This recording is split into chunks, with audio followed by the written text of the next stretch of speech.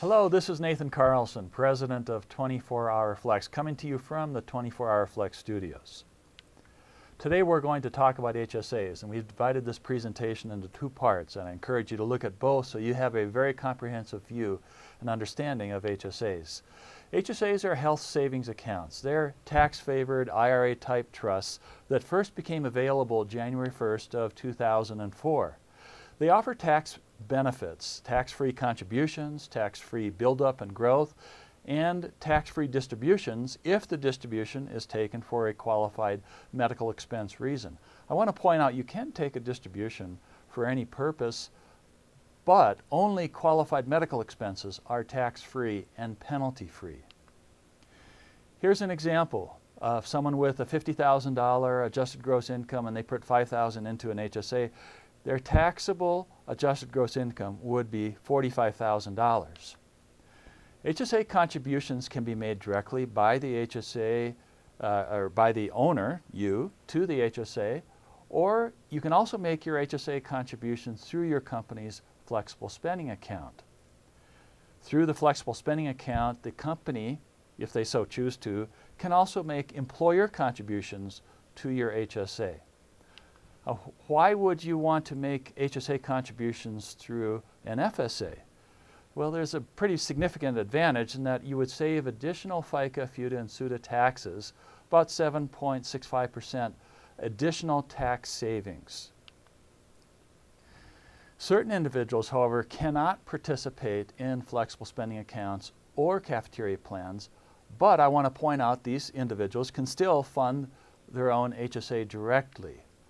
So who are these individuals? Well, they're more than 2% shareholders in sub-S corporations, partners in partnerships, and sole proprietors. Those three types of individuals cannot participate in flexible spending accounts or cafeteria plans.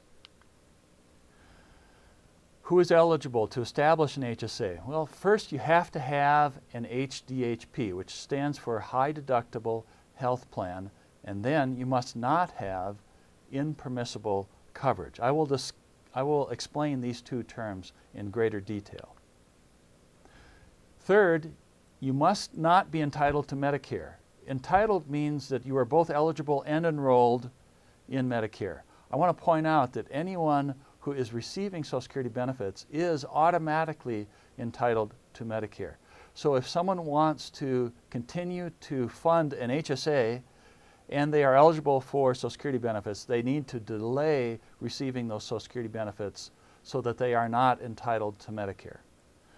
Fourth rule here is you must not be a tax dependent of someone else.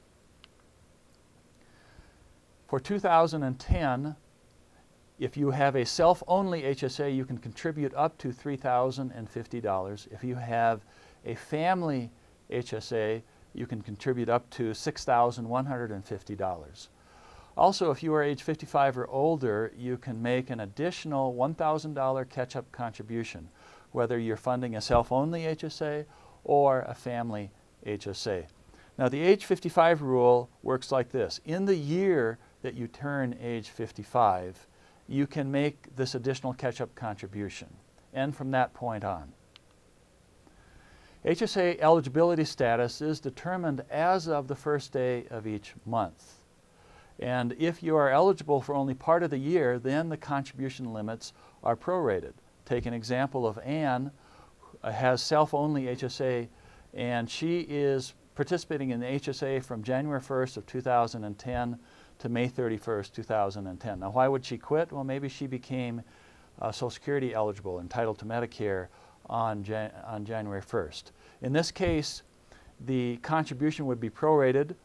First, you divide it by 12, multiply it by 5 months for a total amount of $1,270.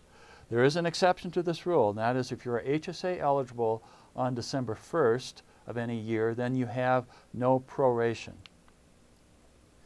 How do you establish an HSA? You have to establish an HSA with a qualified HSA trustee or custodian, just like you would an IRA.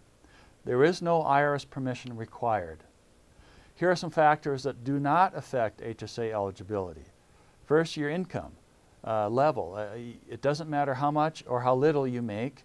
you can have an HSA if you are otherwise HSA eligible. Your employment status, you don't have to have a job to have an HSA. You can fund your HSA out of savings if you want. You don't have to have actually medical expenses in order to fund the HSA. In this case, the HSA would just continue to grow. And last, you don't have to be the HDHP policy holder, but you have to be covered by an HDHP plan. For example, let's say that your spouse holds the HDHP and you have the HSA, that would be fine. That concludes Part 1 of HSA, and for the rest of the information and further explanation, please view Part 2.